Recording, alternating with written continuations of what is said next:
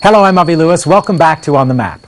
Tonight we throw a spotlight on Colombia and a story that's received precious little attention for reasons that will soon become obvious.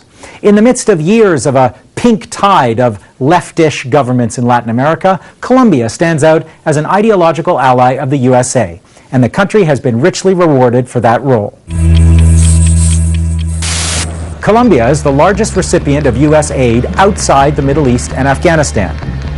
$4.7 billion since 2000, mostly through Plan Colombia, a cornerstone of the U.S. war on drugs.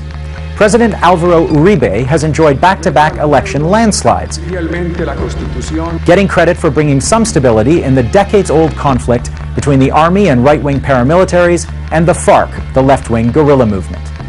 I appreciate your determination. And I'm proud to call you a personal friend and to call your country a strategic partner of the United States. But now a scandal is erupting, taking the shine off America's most loyal Latin ally. Prominent members of the Uribe government have now been linked to right-wing death squads responsible for thousands of murders. More than a dozen congressmen have been arrested, Uribe's foreign minister has resigned, and his campaign manager, later head of the secret police, is now facing charges too. Un pabellón de la cárcel de La Picota en Bogotá es el sitio de reclusión de todos los congresistas detenidos por la parapolítica. Este es el pabellón de los congresistas detenidos por la Corte Suprema de Justicia. All this comes at an awkward time for Colombia and the U.S. Before the scandal, they were about to sign a free trade deal, being pushed by some big multinational players like Caterpillar, Citigroup, and Walmart. That deal is now effectively on ice. About the only big corporation happy is Burson Marsteller, the public relations giant hired by the Colombian government for some emergency rebranding. A recent publicity event featured Bill Clinton receiving an award from Uribe and a screening of this inspiring promotional video, Colombia is Passion. We Colombians are ordinary people, people with problems, but who are nonetheless considered to be amongst the happiest under the sun. That's a taste of the Colombian government's latest charm offensive. Now to give us some of the reasons why they need one, I'm joined by Raul Fernandez, an economist and professor of U.S. Latin American relations at the University of California. He's in Irvine, California. Raul Fernandez, welcome to On the Map. Thank you very much.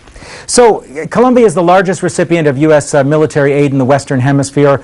Well over $4 billion in the past 7 years, most of it for the so-called war on drugs. And now all of a sudden we're hearing that there are connections between high-placed government officials and paramilitaries who engage in drug trafficking. What is going on? Yes, that's absolutely correct. The government of Uribe, the current president of Colombia, many of the members of the government have been seriously implicated in having links with the paramilitaries. In fact, the word paramilitary I don't really care too much for. I think basically we're talking about armed vigilantes and death squads. In the last few months, the Minister of Foreign Relations, several other ministers, several governors, the members of Congress most closely associated with President Uribe have all been implicated in having ties with these paramilitary groups.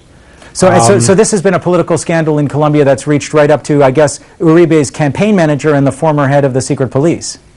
Yes, the chief of police, chief of secret police, several generals, and all the politicians, the most closely allies of President Uribe, have all been implicated. Several of them are in jail, a number of them are fugitives, and then quite a few of them are trying to fight detention and arrest. So what impact is this having on this latest proposed free trade deal between Colombia and the United States? Colombia is very, very dangerous to be a unionist. In the last year alone, 72 unionists were killed.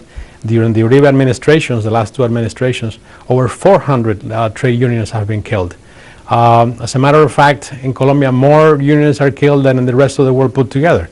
And so I think it's really inconceivable that a government that is so corrupt, that is so undemocratic, can then receive the reward and get this free trade agreement. Well, yeah, fair enough that you think they're corrupt and undemocratic, but Uribe has extraordinary approval ratings, and he's won a couple of big election victories.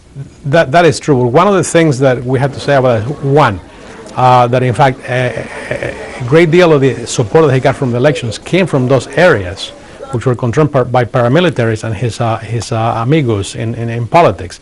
So his support is not as big as the statistics would indicate. The second thing is that Uribe, and I have to admit that, he's been very astute, and he has received a lot of support from people in Colombia because he has preached the gospel of anti-terrorism. Whoever is against him is a terrorist. Right. We've heard that one before. Let's get a little bit into the details of this free trade deal. If it is passed, what would it mean for Colombians? It would really be terrible for the economy of Colombia. First of all, agriculture will be completely decimated. Lots of products from the United States, wheat, corn, almost all the basic staples would invade Colombia and would undersell Colombian agriculture. And that is something that every analyst agrees with. But I think most important, I think we're dealing with the issue of labor and labor rights.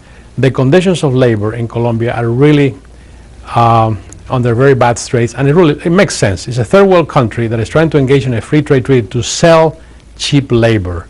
And there is a race to the bottom around the world, one country competing against each other.